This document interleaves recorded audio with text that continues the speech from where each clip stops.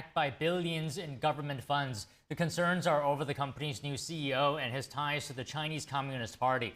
President Trump has weighed in. NTD's Melina Weisskopf reports.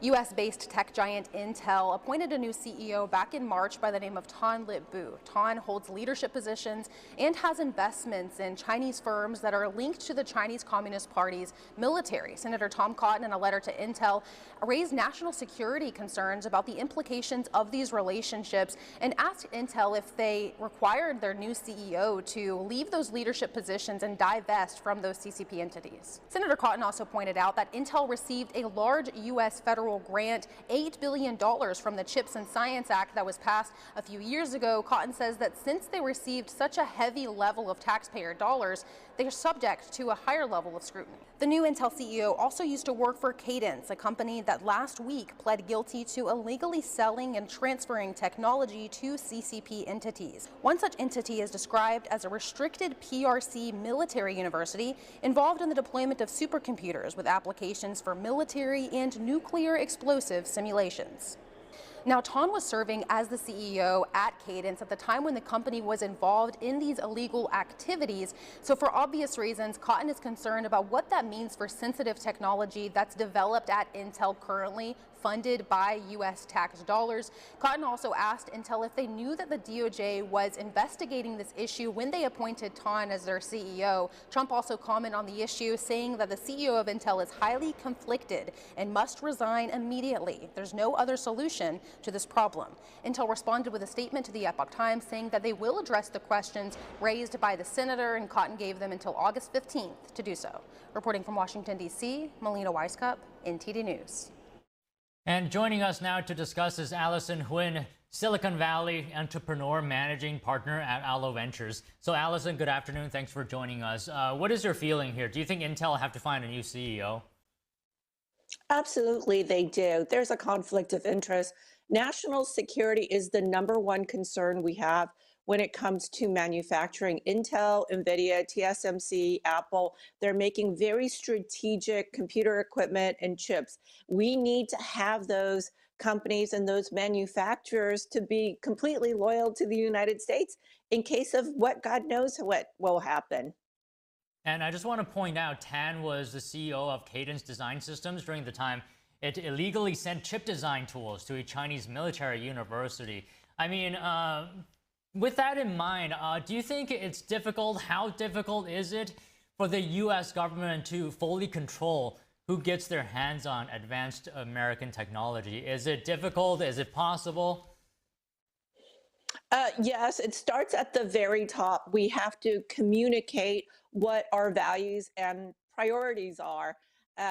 President Trump is playing 3D chess against politicians, liberal politicians in the U.S. that's playing checkers. And so the three things that are really important in the U.S., according to President Trump, and that's why we elected him: national security, the economy, okay, and then also immigration. And so all these things work hand in hand. We need to set up what our values are, make sure that our secrets are not going to the Chinese, going to other bad players in the economy. It's okay for countries like China to make non-strategic stuff, but for chips, semiconductors, that's very important for the U.S. to have a lead in case of a military intervention. We need to be very clear to make sure that America is ahead. National security, we close the border, and also we have strong economic policies that are pro-Americans.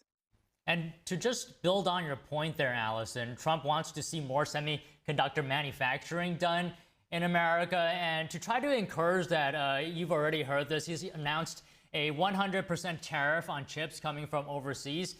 Do you think that is the proper incentive? Will his plan work? I think it will. You know, President Trump is a big thinker, but he also understands the specifics and the details. And if he doesn't, he appoints people that understand, such as David Sachs, the crypto AI czar, other technology people. So when we dive into this 100% tariff, it's very shocking, but we need to do something, because starting with the Clinton administration, we gave away our crown jewels, the technology of our chip manufacturing. Like everything was actually designed and made in the US with Intel Corporation, the whole Fairchild Semiconductor in my backyard in Palo Alto. But the thing is that we outsource manufacturing because Clinton and the liberals had this idea that America should turn into a service economy. We shouldn't be making things anymore because it pollutes the environment. So we had these liberal social ideas and we ran an experiment for 40, 50 years. The experiment came out and it didn't work. The environment is not much better, number one. Maybe it's incrementally better in the US, but countries such as China, India, other parts of the world are polluting, and it's one world, so it's still a polluted world. That doesn't make sense. The US lost our lead in terms of manufacturing, economically, high unemployment, and in case of an emergency, as we saw with the pandemic, we don't really make anything anymore. In case of a military intervention, we are in harm's way because many of the important things in our supply chain for the military, such as these supercomputer chips, are made outside the US, in Taiwan and in China. So we need to bring all these things back home into the United States, stop this social experiment for 40, 50 years that has been bankrupting America. President Trump is brave enough to actually speak up, put the dots together, and present this plan. Yes, it is a very bold plan, but now we need to get into the nitty-gritty details. We need to lower some of the environmental regulation that will allow for TSMC, for Samsung, for many of these American companies, as well as the foreign companies, to be able to build factories in the US. We need to get into those specific details, and he has appointed very business-friendly regulators, Lee Zeldin, for example, many others who understand business, how the environmental regulation affects it or negatively impact it for the last 40, 50 years, basically shutting down American manufacturing. Okay, that is a great point that you raised, Allison, that the U.S. is heavily dependent on foreign companies like TSMC, for example. But my question here is it just about being able to manufacture chips, or is it about making these chips that are advanced, right? Can the U.S. compete with the likes of TSMC in terms of the advanced technology? Yes, we definitely can. Another issue besides environmental is workforce development. So we used to have the best engineers, the best scientists in the United States. Actually, in the 90s, my area is computer science, more software instead of hardware, but I'm in Silicon Valley. So the whole entire chip industry actually started with Fairchild Semiconductor, Intel Corporation. We invented everything in the US starting in the 90s. We outsource everything. So we lost some of the ability to make these chipsets. The technology, the design comes from NVIDIA. NVIDIA is actually a software company. They create a simulator and they design the chips. TSMC actually makes it in their factory. It's called a foundry. They don't actually have any technology. It's process engineering. They have the labor. So we need to be able to bring that process engineering back into the US. That's why President Trump said, if you are currently manufacturing or have plans to manufacture in the US, because he understands that this will take a significant ramp up. We have to develop our workforce. For 40, 50 years, we outsource this process engineering. We're not manufacturing anything. We're a service economy. We just work at McDonald's. So it took 50 years to get into this situation. It's going to take, I believe, at least 5 years, 10 years to make the switch, to do the workforce development, to do professional training, Dawn, to bring back this know-how to manufacture high-end strategic chipsets back into the U.S.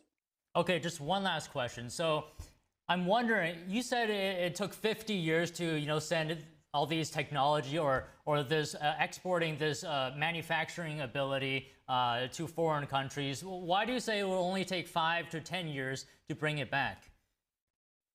Well, because things change, right? So when we started the semiconductor industry, many years ago, and in the 90s, it was all done by hand. Now it's mostly automated with some help from people. So we're down to, I believe, 3 nanometers. That's not done by hand anymore, like it was done at Intel Corporation back in the 90s.